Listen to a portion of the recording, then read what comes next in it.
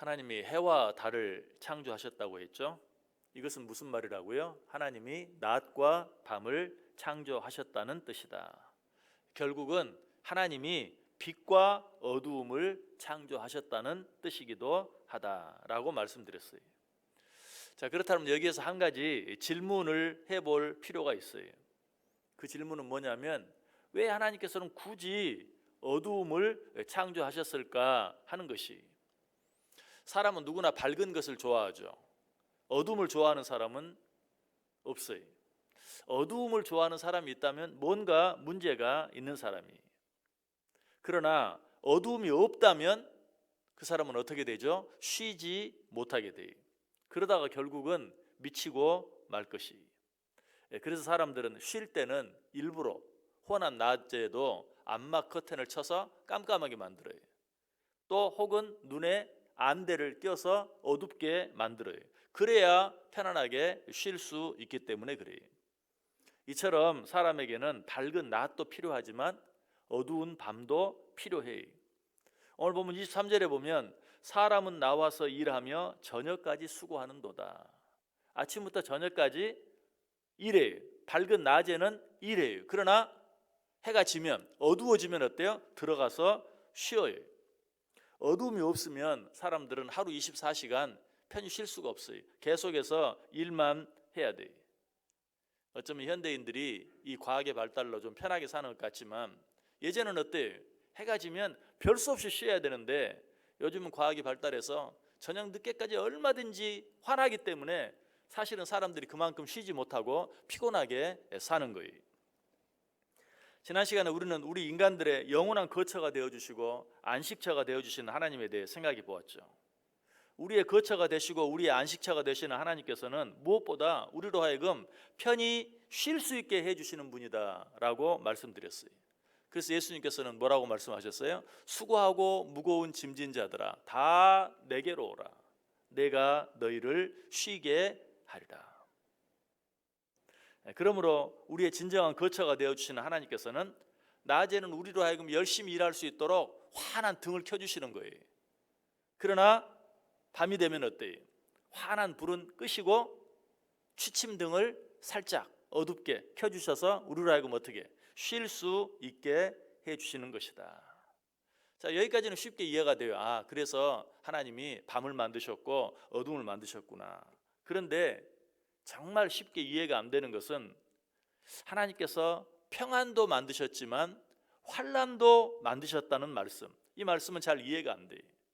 이사야 45장 7절에 있었죠. 나는 빛도 짓고 어둠도 창조하며 나는 평안도 짓고 환난도 창조하나니 나는 여호와라. 이 모든 일을 행하는 자니라. 빛도 짓고 어둠도 지은 하나님은, 아, 그렇구나. 그런데 우리 하나님이 무엇도 짓고 무엇도 지었다고요? 평안도 짓고 환난도 지었다.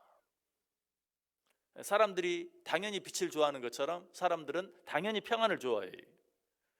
그러나 사람들이 어둠은 별로 좋아하지 않는 것처럼 환난은 당연히 싫어해요.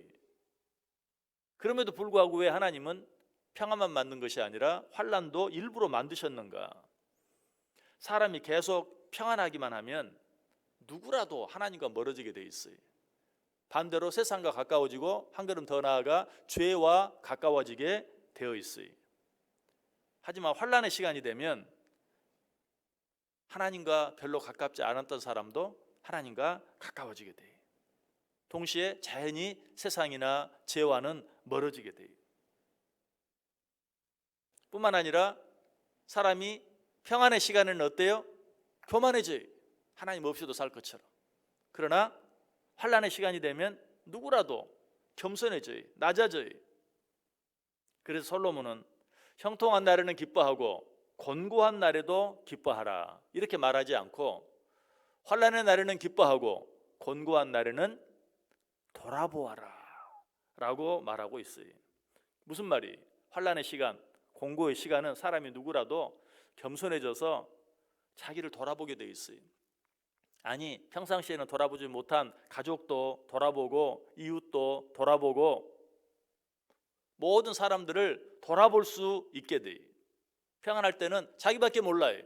천상천하, 유아족돈, 유아독존, 그냥 자기만 아는 거예요. 그러나 공고함의 시간이 있으면 주위를 돌아보고 뿐만 아니라 위를 쳐다볼 줄 알아요.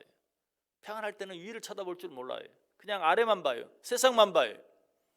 그러나 공고함이 있을 때 위를 쳐다보고 하나님을 쳐다보게 된다. 그래서 사람에게는 모든 것들을 돌아볼 수 있는 시간, 그리고 위를 쳐다볼 수 있는 시간, 즉 곤고의 시간, 환난의 시간이 필요한 것이.